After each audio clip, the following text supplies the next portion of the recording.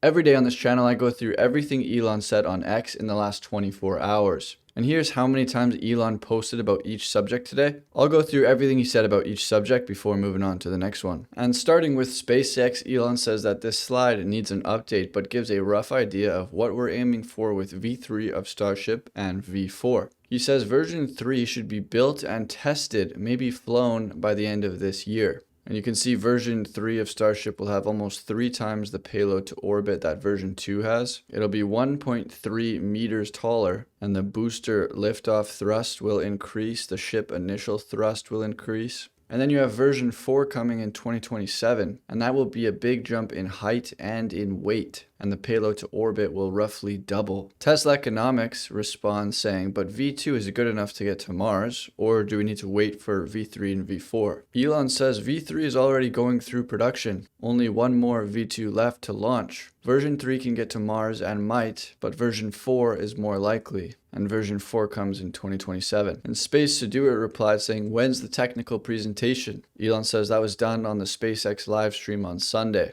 That's posted on my channel. And Everyday Astronaut has some post-Starship Flight 10 thoughts and what he's thinking about for Flight 11 and onwards. And he says now that SpaceX has validated a lot on version 2, they have one more ship left on version 2 they can play around with, and they are kind of in a funny place with it. They really want to get to orbit and start validating and testing version 3 Starlinks ASAP. Could Flight 11 be a chance for that? If they get the green light to go orbital, it means they are confident in engine relight. So they might look to do a real orbital injection on launch, and then the relight for a deorbit burn and target the similar splashdown in the Indian Ocean as other missions. So my guess is they wouldn't come back for a catch yet, because they'll need a couple of successes with a given design before the OK. And importantly, they need to prove they can make it through re-entry without a bunch of stuff falling off and raining debris along the flight path. This means best case scenario would be use Flight 11 to do an orbital mission but not a catch. Flight 12 would be with the first version 3 Starship, and it would probably need a Flight 10-ish shakedown, all suborbital. So if something goes wrong, there's not an orbital Starship stranded, and they can again validate the revised heat shield and engines, etc. Which means my guess is a Starship catch might not happen until Flight 13. Just my thoughts, seeing the milestones necessary, that's my gut feeling. And Elon sort of confirms this. He says Starship catch is probably Flight 13 to 15, depending on how well V3 flights go. Andrew McCarthy says Flight 10 was the perfect finish for my latest artwork, a composite image I've been working on since I first started chasing rockets almost 2 years ago. This celebration of human ingenuity is titled The Road to Mars. You can get it in print at the link in Andrew's bio. And Elon said, cool. Andrew says he cannot get over what he witnessed yesterday watching Starship. Elon said, it is an honor to work with such a great team. And Louis says, people forget. Until 1980, schools didn't even teach that an asteroid killed the dinosaurs. The theory wasn't put forward. Now we're planning Mars colonies to make sure we're not next. The pace of progress is wild, and Elon reposted this. And this is the 30th flight for the Falcon 9 booster supporting today's Starlink mission, now launching the most missions on the Falcon fleet. Starlink is connecting more than 7 million people with reliable high-speed internet across 150 countries, and they just crossed that 7 million threshold. Elon says great progress. And Daniel is using Starlink on United, getting ground fiber speeds at 30,000 feet. Elon says, cool. He did a second test and got even faster speeds, and Elon reposted this. And speaking of speed, today XAI is introducing Grok Code Fast 1,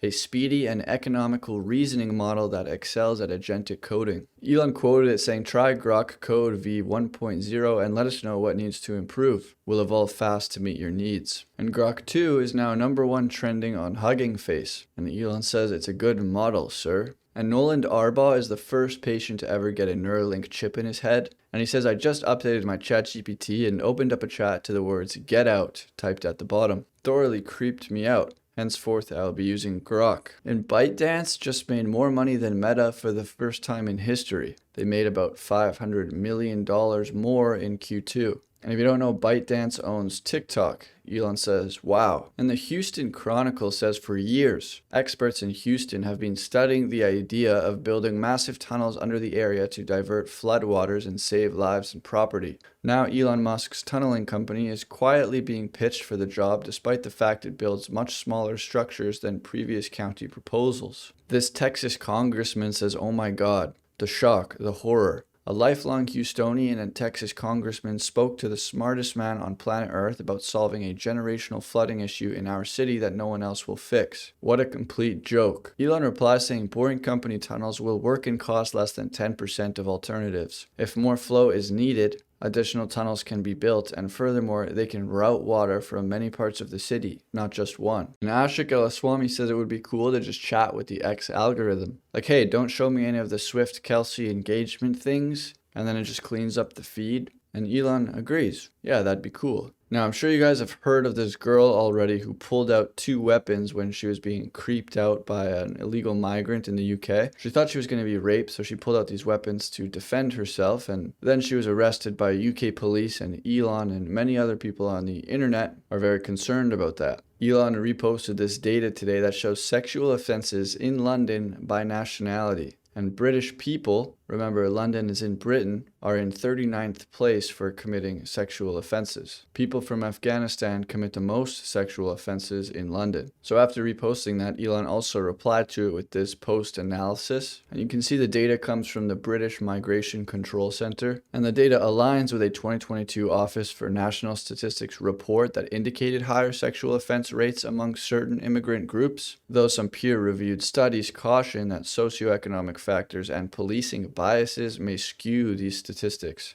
urging a nuanced interpretation. And number 2 after Afghanistan was Eritrea. And Robert Jenrick says this vile individual should be deported back to Eritrea as he sexually assaulted a teenage girl with special needs in broad daylight, and he was only jailed for 14 months. He must be properly punished and then deported back to Eritrea, and Elon agrees. And Ben Habib is the leader of Advance UK, which is a new far-right political party in the UK. And Ben Habib says if you announce a deportation plan for 4 years hence and say women and children will be excluded, this is what will happen. Illegal migrants will make sure they have children. Courts, even in a post-European Convention on Human Rights UK, will be loath to break up families. Illegal migrants will have families and protect themselves from deportation. The right thing to do is deport all illegal migrants, including women and children. They are only being sent home. And women and children will be encouraged to make the crossing from France, knowing they'll be safe in the UK.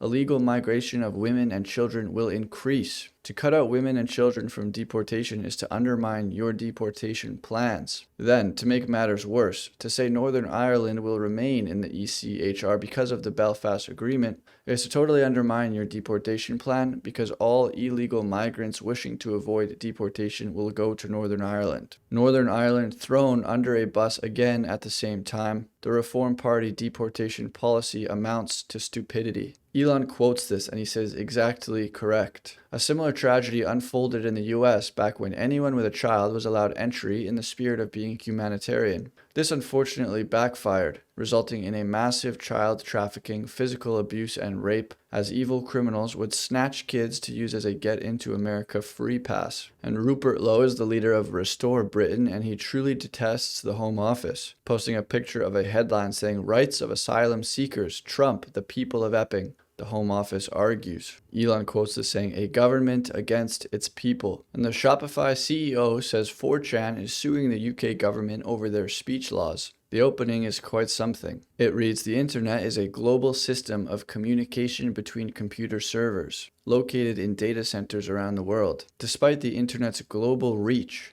it is more or less universally acknowledged that the internet is predominantly an American innovation, built by American citizens, residents, and companies, and that the United States has the largest and most thriving technology sector of any G7 member state. Foreign governments, particularly those in Europe, which have not managed to build technology sectors of their own, have, for the past half decade or more, sought to control the American internet and hobble American competitiveness through a range of legislative and non-legislative initiatives. These foreign governments have threatened American and other non-European entrepreneurs with a wide range of coercive threats, including fines, arrest, and imprisonment for engaging in conduct which is perfectly lawful in the territories where their websites are based. And Elon likes that introduction. And Conor McGregor has announced that he has secured the required number of parliamentary votes to confirm his candidacy for President of Ireland. He added that those who align in support of the policies I have presented will be the saviors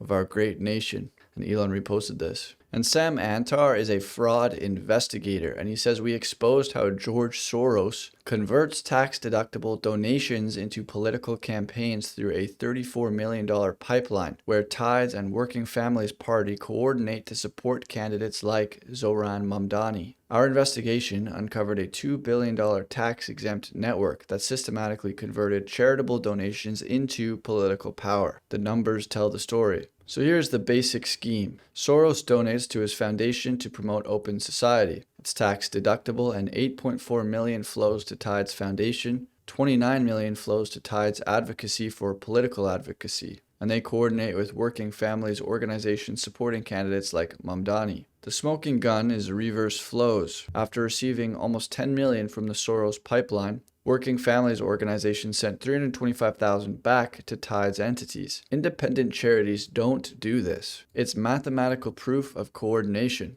And then there is systematic concealment. Tides Advocacy lists Janice Evans Page as director, while she simultaneously serves as CEO of both Tides Foundation and Tides Center. Yet Tides Advocacy filed no disclosure forms for over 5 years while receiving $29 million.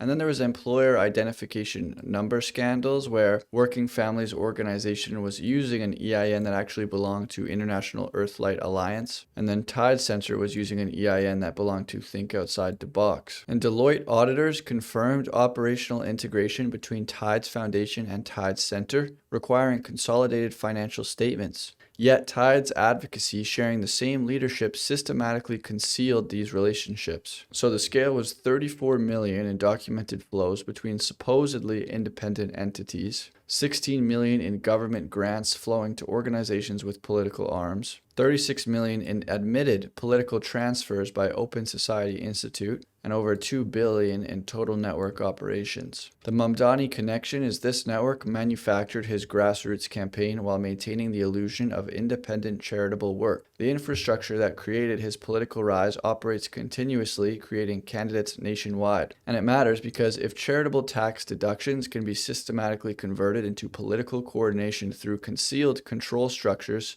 it undermines the entire tax-exempt system. Donors get tax breaks, candidates get grassroots cover, and taxpayers subsidize political operations. The mathematics don't lie. When organizations engage in over $34 million flows while concealing key relationships and sending money backward through the system, these patterns warrant investigation, and Elon reposted this. And Elon says he stands with Trump in calling for the arrest of George Soros, and Elon says, yep, that's true. And there was a shooting in Minneapolis. We have confirmation that the shooter at Annunciation Catholic School was a 23-year-old man claiming to be a transgender. This deranged monster targeted our most vulnerable, young children praying in their first morning mass of the school year. This deeply sick murderer scrawled the words "For the children" and "Where is your God?" and killed Donald Trump on a Rifle magazine. This level of violence is unthinkable. Our deepest prayers are with the children, parents, families, educators, and Christians everywhere. We mourn with them, we pray for healing, and we will never forget them. Elon quoted this saying, there is a clear pattern here. And FBI agents are on the scene, and they're investigating this shooting as an act of domestic terrorism and hate crime against Catholics. There were 2 fatalities, an 8-year-old and a 10-year-old.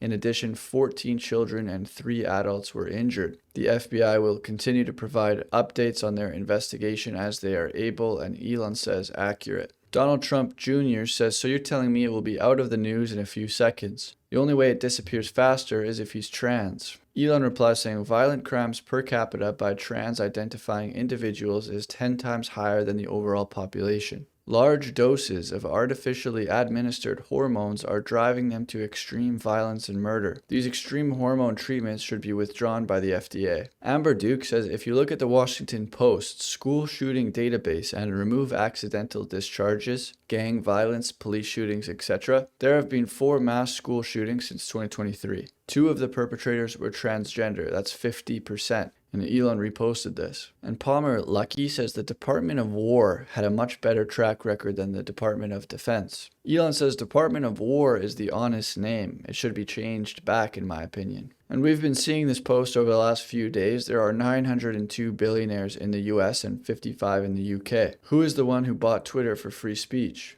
Elon. Who is the one launching an unwoke video game studio? Elon. Who is the one funding legal action over grooming gangs in Britain? Elon again. So what are the rest doing? Curtis Yarvin quotes this saying, arguably the tragedy of our era is that Elon does not actually want power, much less absolute power. He's a completely sincere person with nothing to hide. What he says he wants is freedom. What I believe he wants is freedom, which is kind of lame, but way better than nothing. And Elon reposted that. So that's everything that Elon said today. My heart goes out to the people in Minnesota. That's extremely tragic. And I think today is kind of a crazy video because on the shooter's gun, it said, kill Donald Trump. And you know, people have tried to assassinate Trump before. And so when people just do such evil like that and they politicize their actions, it just takes all of the things that they stand for, maybe with their party, to the extreme, and it makes things just seem really extreme, and it's heavy. But if you pair that with the storyline that we also read about in this video, where Trump is trying to prosecute George Soros for leveraging charitable donations to gain political control, and you know, we're seeing all of these stories from Elon's perspective. And so people might say that this channel is an echo chamber of Elon's mind and his tweets, and it is. But I think all of us have observed Elon, and I think he does truly want to get to the truth of everything. Grok's mantra is to understand. I really don't know where I'm going with this outro. It was just a heavy video. I'm gonna go. My head is scrambled, and I will see you guys tomorrow.